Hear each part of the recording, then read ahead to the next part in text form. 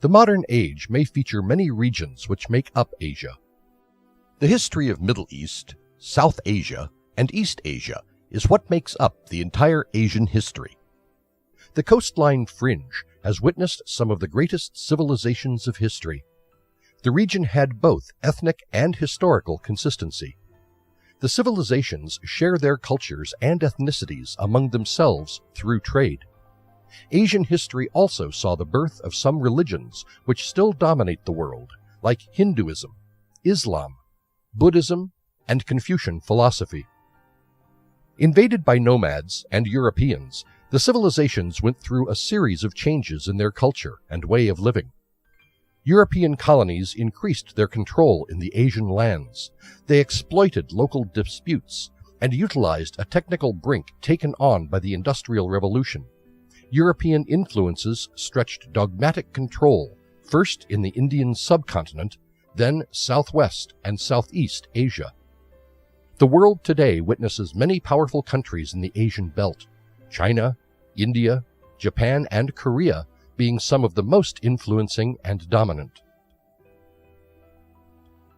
Prehistory. The beginning of Neolithic culture has been marked by a 10,000 BCE temple in the southeastern area of Turkey, known as Göbekli Tepe, and is the oldest place of worship constructed by man. There are no permanent houses in the locality, which clearly states that the site was developed by nomads. Farming communities began to take its roots in northern Africa, northern Mesopotamia, and Anatolia by 8500 to 8000 BCE. According to Rakesh Tiwari's reports on Lahura Diwa, India, there are carbon-14 datings, which are from 9000 to 8000 BCE, linked with rice, which make Lara Hirdewa the earliest site of Neolithic age in whole of South Asia. There are many relics which belong to the prehistoric Jinglonghua and Sichuan culture and Neolithic cultures of Taihuang Mountains, which have been found near the Yishan in Hebei province of China, at the Baifudi site, and date back to 8000 to 7000 BCE. The area of excavation is more than 1,200 square meters and consists of Neolithic excavations of two different phases. Created on dryland agriculture, the Halafian culture was born in 5500 BCE in the areas of Palestine, Levant, Anatolia, Syria, Lebanon, and northern Mesopotamia. The southern part of Mesopotamia witnessed less rains and required irrigation system. Ubaid culture thrived on the plains of Elam and Sumer from 5500 BCE. Bronze Age. In 4500 BCE, the Copper Age, or Chalcolithic, started, after which began Bronze Age 3500 BCE, swapping the Neolithic ethos. Centered in the western region of Indian subcontinent, the Indus Valley civilization flourished during the 3300 to 1300 BCE. The Indus civilization is considered to be one of the world's most early forms of Hinduism. Harappa and Mohenjo-daro were the main cities of this civilization and had the most intelligently planned cities, art, and culture. The cause of destruction of these civilizations is still under debate. There are various points being put through: natural disasters like floods, and Indo-European invasions. These invaders have been denoted to as Aryan, who dominated the Vedic period, which was also created by them, and the age lasted from 1500 to 500 BCE. Language of Sanskrit was developed at this time, and the famous Vedas were written. There were tales, hymns, and epics written about the Aryan gods and the wars they undertook. The Aryan religion sophisticated the religion on Hinduism, and developed the caste system, which comprised of the Varnas and had more major classes: Brahmins, Kshatriya, Vyas, and Shudra. The Brahmins were the most respected, whereas the Shudras were the untouchables, had lowly jobs, and were not allowed into the temples.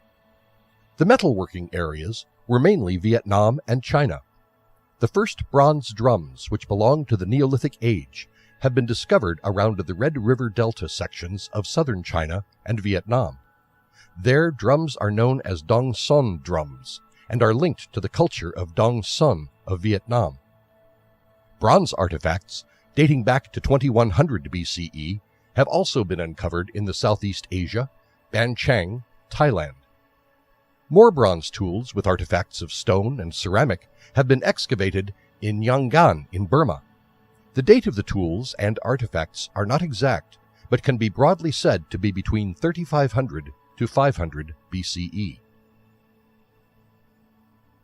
Iron Age. Occurring immediately after Bronze Age, Iron Age has been marked by the widespread use of iron, armor and weapons all over the main empires of Asia. The earliest production of iron took place in 1200 BC in Anatolia. There are evidences which point to dates which are earlier than this also. The use of iron also accorded to other changes in the societies of the civilizations, like artistic styles, agricultural practice, religious beliefs, etc. In the history of archaeology, the literature of the Iron Age consists of the most primitive texts preserved in manuscript tradition. Chinese and Sanskrit were the most renowned literatures, and some of the important noted texts include Vedas, Avestan Gathas, and Old Hebrew Bible. The main characteristic which separates the iron from the other ages before it is the introduction of alphabetic characters and the consequential growth of written linguistic, which permitted literature and historic record. Middle East. Cyrus the Great founded the Achaemenid Empire of the Persian Empire. He ruled the territory from Turkey and Greece to the Indus River and Central Asia during the period of 6th and 4th centuries BCE. The Persians had many important substructures, growths, a central government, and were also tolerant to other cultures. In the rule of Darius the Great, the terrains were united, an administration was developed, aristocrats were allocated martial positions, taxation was prudently planned, and spies were used to certify the allegiance of provincial officials. The main religion of Persia during this period was Zoroastrianism, founded by the philosopher Zoroaster or Zarathustra. The religion familiarized with monotheism in Persia. The faith forbid the use of intoxicants in religious ceremonies and animal sacrifice, and introduced the thought of divine redemption through individual ethical act both, an end of days, both general and particular judgment, with a hell and heaven. The concept greatly impacted the masses and the emperors. Zoroastrianism set base for religions like Islam, Christianity, and Judaism. The Persian emperors succeeded in instituting harmony and stability in Middle East, and were a great inspiration in politics, religion, and art. They were subjugated by Alexander the Great in the 4th century BCE, but the conqueror was unable to have a stable empire, and once he died, Persia scattered into small dynasties, one of which was the Seleucid Empire, trailed by Parthian Empire. Persia united once again by the end of the Classical Age into Sassanid Empire, which is also referred to as the Persian Empire. The Parthian, Sassanid, and Seleucid empires controlled Western Asia for hundreds of years, while the Romans took control of the Western Asia. India. India saw the Golden Age under the rules of Maurya and Gupta empires. It was an age which saw progress in the fields of religions, art, science, technology, philosophy, all of which candied the rudiments which is known as Indian culture. Buddhism and Hinduism were important religions which greatly impacted East, South, and Southeast Asia. India was divided into 16 regional states in 600 BCE, which constantly battled among themselves. With his vision of conquering the world, Alexander the Great came to India in 327 BCE. He succeeded in crossing the northwestern part of India, and also created a province known as Bactria, but his army did not move further, as they were afraid of the Indian soldiers. The Mauryan Empire was founded by Chandragupta Maurya, who began his conquests by first taking control of the Ganges River. His empire was the most powerful and vast in the history of ancient India. His dynasty lasted from 321 to 185 BCE. His empire ranged from modern Assam in the east, Himalayas in the north, and beyond Pakistan in west, also seizing much of Afghanistan and Balochistan. It was the first time that India was united under the rule of Chandragupta. According to Chandragupta, the government established was to be managed by one king, whose trusted army was to proclaim his power.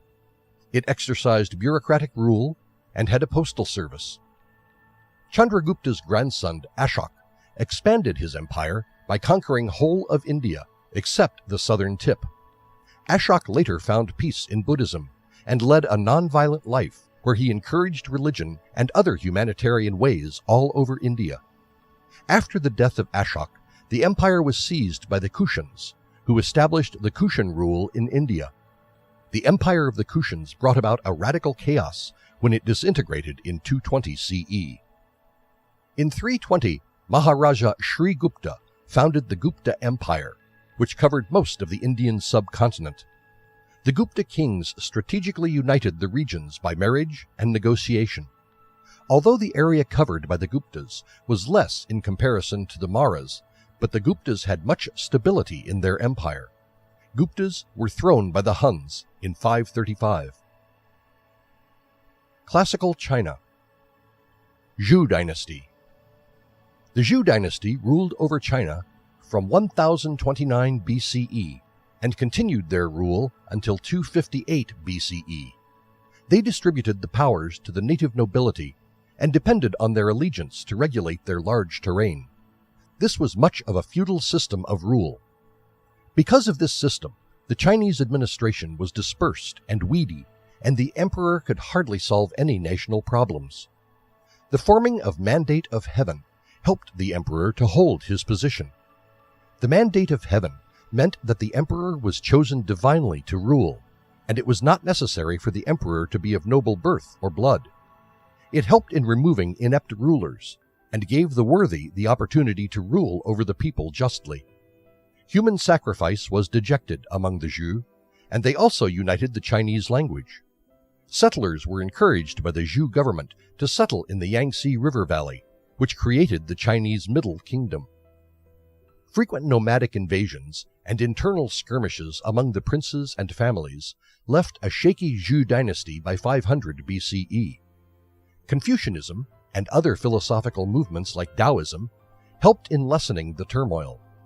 The philosophies taught respect of elders, concept of yin and yang, and balance of universe and nature. However, Zhou dynasty crumbled as the nobilities became more powerful and their battles decentralized into the Warring States period from 402 to 201 BCE. Qin Dynasty. The leader who finally ousted the Zhou emperor was Qin Shi Huang. Imperial China was first ruled by the Qin Dynasty from 221 to 207 BCE. Qin eliminated the feudal system and established a bureaucracy which entirely depended on the emperor for powers. Any regional conflicts were immediately crushed, and the borders of China under his rule were extended to northern Vietnam and South China Sea. There was a systematic tax system implemented, standard coinage, standard measurements, national census, regulated buildings of roads, official spoken and written language. Other transformations comprise of start of construction of Great Wall of China to keep away the nomadic invaders, boost for the silk manufacturing business, and irrigation projects. Qin was disreputable for levying heavy taxes, forcing people to construct the Great Wall of China, and give harsh punishments to those who did not follow his orders. He discouraged Confucians and upheld legalism, the concept of which was that people were intrinsically evil and could be controlled by force. Legalism was pervaded with realistic, reasonable opinions and banned the pleasures of educated conversation as perky. Qin Dynasty was weakened because of the emperor's unpopular thoughts, and other groups started to fight to take over the throne. Han Dynasty. The second dynasty to rule over Imperial China, Han soon followed after the Qin Dynasty. The Han Dynasty spread its roots over 4 centuries, and the period of rule of Han Dynasty was considered to be the golden age for China. Emperor Wu of Han Dynasty brought peace to the Kingdom of China and equaled the Pax Romana which was brought about in the Roman Empire in the Mediterranean a century later. The Han Dynasty was formed when two peasants rose against Shi Huang Qin's son, who was weaker in power and control. They kept the bureaucracy and centralization policy of the Qin, but lessened the suppression. They stretched their boundaries into Vietnam, Central Asia, and Korea managed to create an empire larger than what the Qins had. The Hans advanced trade with the Romans, where they traded different types of goods. Silk was the prime product. There were other civilizations that connected through the Silk Road, like India, Europe, and Middle East. Confucianism was promoted by Emperor Wu, and there were many shrines that were dedicated to the religion. The examination system was introduced in the system, which helped in picking intellectuals of extraordinary merit. These bureaucrats were usually people from higher class, but the lower class ensured that they keep a check on this. The administration of Han was extremely structured and directed the agricultural production, judicial law, economy, military, and the lives of normal people. Scientific investigation, scholarly beliefs, and comprehensive past records were also promoted during the reign of the Hans. There were many factors which pummeled the Han Dynasty. China was in a state of chaos, and by 100 CE there was much corruption in the bureaucracy. The scholars and bureaucrats neglected their duties, and the landlords took advantage of the situation and started taking control. Neglect in work led to heavy taxation on the peasants, and the Taoists declared to have supernatural powers which could save China. Although a failed one, but the Taoists in 184 managed to weaken the administration. The chaos lasted for about 3 centuries, and none of the rulers managed to bring peace to the nation. China soon divided into southeastern and northwestern China. In 557, the region was finally controlled by Qin Dynasty rule the south, and northern Sui Dynasty ruled the north of China. Medieval history. In the medieval period, the Eastern empires sustained and expanded through migration, trade, and subjugations of bordering regions.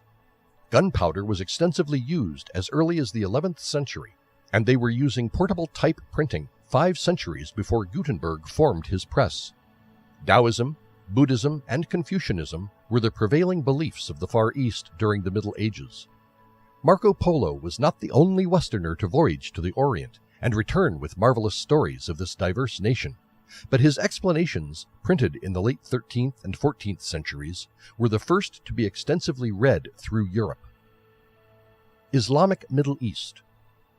The Islamic states and Islamic Caliphate conquered Central Asia, Caucasus, and Middle East in the 7th century, and stretched their kingdom into Malay Archipelago and Indian subcontinent. In 500, when medieval age began, Middle East was divided in small states, out of which Byzantine Empire in Turkey and Sassanid Empire in Persia were the only 2 prominent empires. The deserts of the Arabian Peninsula were ruled by the Bedouins, who were nomads, but their small clans were bound together by affinity. Except for some places near the coast, growth and farming was limited. Medina and Mecca were important cities which were centers for trade between Eurasia and Africa. Early Islamic Empire. Muhammad preached the faith of Islam from 613 to 630 in the Arabian desert, ending it in the holy city of Mecca. The tribes were united by him into an Islamic empire who were ruled by a political and religious leader known as the Caliph. They extended their boundaries by taking over the Sassanids and the now modern cities of Egypt, Libya, Persia, and Syria. The Byzantine Empire was seized by the Arabic navy. In order to succeed Muhammad, there were many wars fought, which were known as Ridda Wars, which eventually split Islam into 2 sects, Shia and Sunni. The Sunni were dominant, and the Umayyad Caliphate was established by them with Damascus as their capital. Jews and Christians were treated respect in their empire because of the teachings of their holy book they shared from the Holy Bible. The women were treated kindly, marriage was encouraged, and it was said that men and women were equal in the eyes of God. Abbasid Empire. The Shia and non-Arab Muslims joined a new political group, Abbasids, and in 750, in the Battle of Zab, the Umayyads were overthrown. What remained of Umayyads took refuge in Iberia and independently set an empire, Caliphate of Cordoba. The Abbasids moved their capital to Baghdad in 762. The wazir was the person who was responsible for most of the administrative and political responsibilities, and complete monarchy was established. They increased their trade by sending missionaries and traders to Southeast Asia and India. Later, the western part of India was conquered by the Abbasids because of some piracy problems with them. Qutb ud-Din Aibak was a Turkish general who first led the army, and in 1206 established the Mamluk Sultanate. Many groups in the court fought for power, and the caliph depended on rich families to take advice and was a puppet in their hands. The Shia administration lasted only for a little more than 100 years, after which, in 1051, the Turkish established the Seljuk dynasty. The Crusades launched by the Western Europeans lost much control on their lands, while the Muslims were unified under Saladin in the 12th century. The Christians lost all their lands in the territory, and the final crusade fell on 1291. Genghis Khan led the Mongols and raided the Abbasid Caliphate. Besides, the empire was also attacked by the nomads of Asia. By 1258, Hulagu Khan, who was the grandson of Genghis Khan, finished what his grandfather began by assassinating the caliph and taking over Baghdad. Although the Mongols retreated, but the caliphate was devastated and later was subjugated by attacks of Timur and a different group of Turks who called themselves Ottomans. The Ottomans were based in Anatolia, and by 1566 they conquered Balkans, most of Africa, most of Egypt, Mesopotamia, Greece, most parts of Arabia, Byzantium, and united them under one Ottoman Empire. The end of post-classical era in Middle East and the Caliphate was marked by the rule of Ottoman sultans. India. Period from 600 to 1200 is defined by cultural diversities and provincial empires. Between 606 and 647, Harsha of Kannauj, ruling the Indo-Gangic, tried to expand south, but was stopped by the Deccan Chalukya, and his successor was defeated by the Pala king of Bengal when he tried to expand toward east. The Chalukyas were defeated by Pallavas, whereas the Pallavas were defeated by the Cholas and Pandyas from further south. There was no kingdom that was able to establish stability in the lands. The Muslim invasion in the subcontinent of India began in the 12th century, when the Rajput kingdoms in northern India were ascending, even though Multan and Sindh were long taken by the Muslims in the 8th century. Medieval China. The dynasties of Song, Tang, Sui, and Yuan rose and fell in the post-classical period of China. The era also witnessed the beginning of Neo-Confucianism and the spread of Buddhism. The Chinese also developed in painting and ceramics during the Middle Ages. Some of the magnificent structures which survive the modern times are Tianning Temple in Peking and Great South Gate in Todai, Japan. Sui Dynasty. The foundation of Sui Dynasty was laid in 580s when a rich man, Yang Chan, married his daughter to the northern Zhou dynasty. He pacified the nomadic armies by abandoning the Confucian academic nobility, after which he declared himself the Emperor Wen of Sui. He led the armies and unified China under the Sui Dynasty. He built granaries, which helped in times of flood, regulate the marketplace, and also lowered the taxes. Wen was murdered by his son, who declared himself Emperor Yang of Sui. Yang revived Confucian intellectuals and bureaucracy, which angered nomadic armies and aristocrats. Yang spent a luxurious life and used China's resources for his personal luxury. His military fails and neglect to look after the kingdom led to his assassination by his ministers in 618, ending the Sui rule.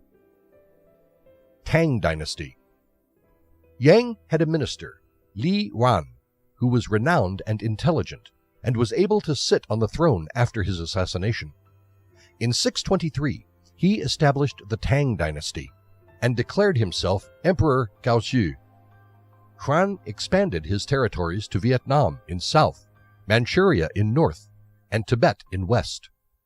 The education system was bettered, and a Ministry of Rights was founded, which controlled the examination system to get qualified and educated scholars for jobs. Emperor Wu showed that China was tolerant to women rulers. With the Taoists and Confucianists around, Buddhism suffered, and with it suffered the state, as the Buddhist monasteries couldn't be taxed, instead sent many gifts and grants. Emperor Xuanzong neglected the government and state affairs, and which led to the decline of the Tang Dynasty. A revolt in 775 left a weak and devastated China. The Tang Dynasty finally saw its end in 907. Song Dynasty. China lost much of lands to the nomads of Liao Dynasty during the revolts which happened under the rule of Tang Dynasty. By 960, Song Dynasty reunited most of China, but they had to pay tribute to the wanderers to evade future attacks, which was like inviting the other nomadic kingdoms to suppress them. Confucianism took form of Neo-Confucianism. This put the intellectuals in a position which was superior in comparison to aristocrats and the Buddhists.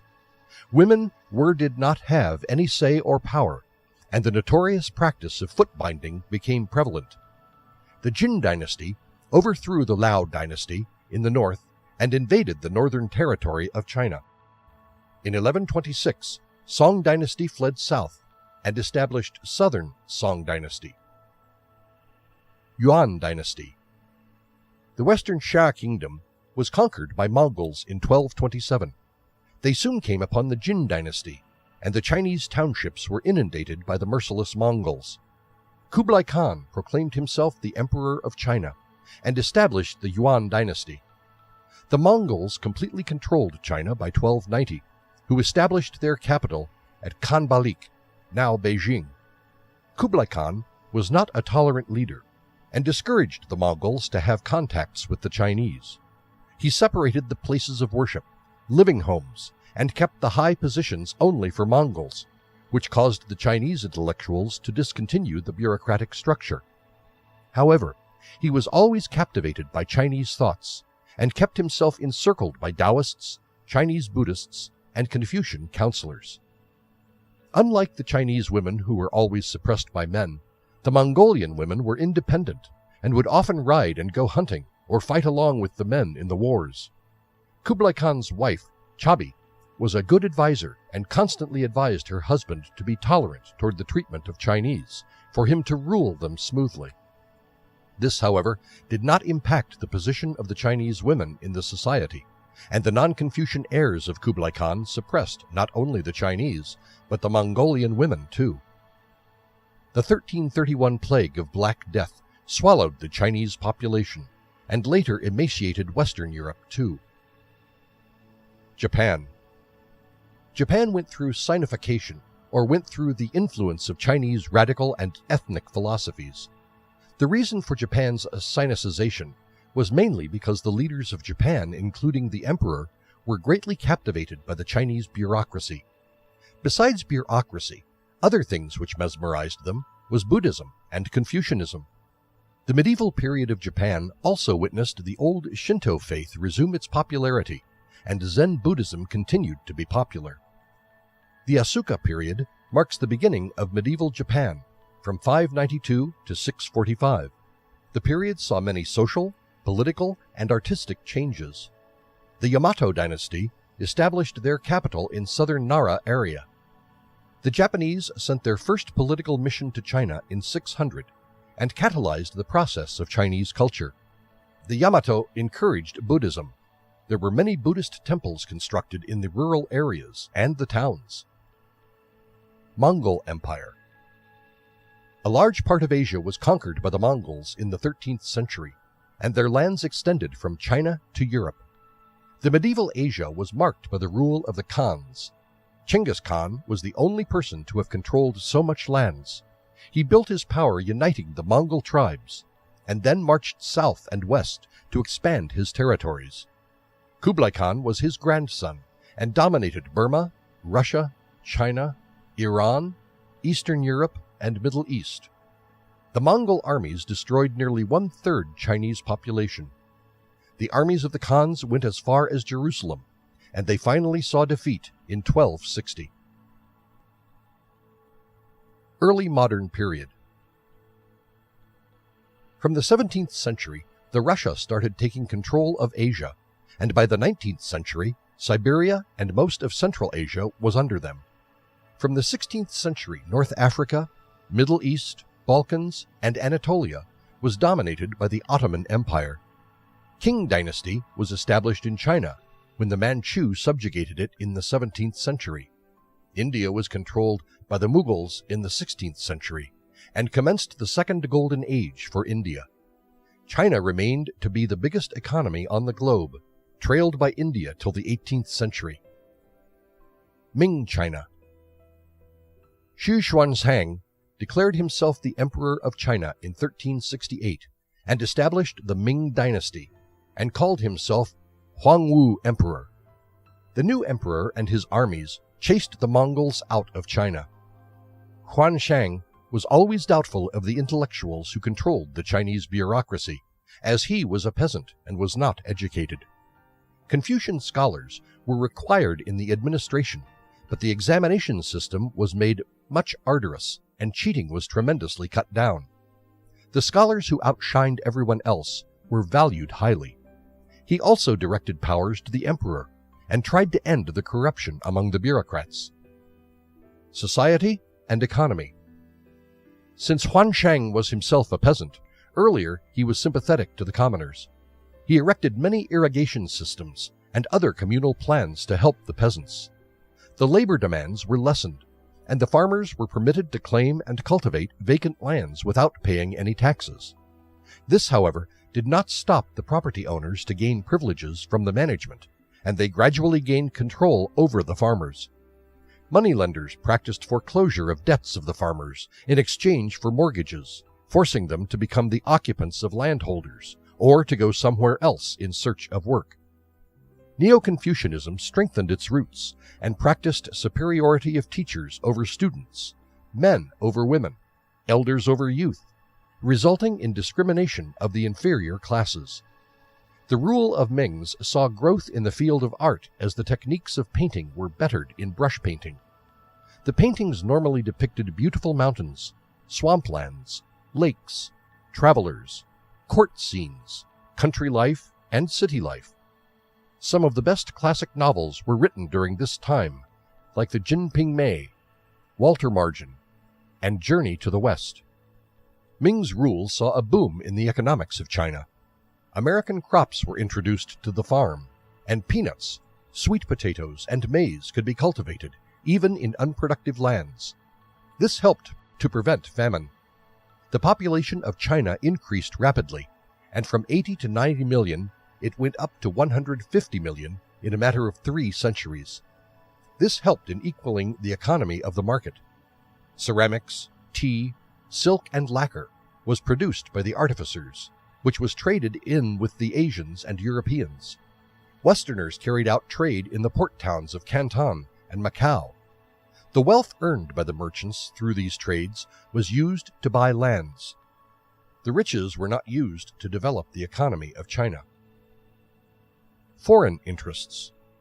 The Chinese set sail junk ships on the Indian Ocean and South China Sea. Yongli Emperor appointed Sheng He, a eunuch from China, to lead such expeditions from 1403 to 1433. These junks carried goods, soldiers, animals for zoos, and traveled to southern Arabia, East Africa, and Southeast Asia to show off their supremacy. They were more powerful than the Europeans, and the economy of the globe would be a complete different one if their expeditions had not stopped. The Chinese administration finally thought of these expeditions to be a waste of money and stopped in 1433. The navy dismantled and began to participate in the military reforms and returned to defending China from the nomads. Chinese left the water route open for the Europeans, who arrived on their east coast, and the Jesuit missionaries were the first to set foot on land, and they started converting the upper class of people to Christianity.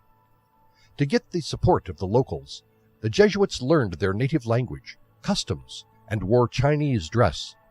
Famous Jesuit scholars like Adam Schall and Matteo Ricci astonished the Chinese scholars with technical advances like cannons, clocks, improved calendars, and exact prediction of eclipses. While some of the scholars, converted most of them, disliked the Jesuits and called them barbarians, a handful of Jesuit scholars endured at the court to amaze the emperor and his advisors. Decline. The highly centralized government started to fall by the 1500s as inept rulers succeeded the throne. With the rulers, there were many unethical officials who tried to gain from the situation. The public projects crumbled, and neglect of the administration led to famine, floods, and drought. The peasants were forced to sell children, while the rich took advantage of the situation and built large estates and exploited the poor to work on the estates. China was on its way to decline again. The traditional Chinese and Japanese pirates started their raids on southern coast by middle of the 16th century, and the military failed to stop them. The Manchu were gaining power and were united by Nurhaci under the 8 Banners. Although Manchu adopted much of Chinese cultures, it was a Chinese vassal, Emperor Chongzhen, who was the 16th and the last emperor, failed to stop a rebellion in 1644, and the enemies invaded the Forbidden City. He hanged himself in the imperial gardens, after which Yuan Dynasty was in power for some time.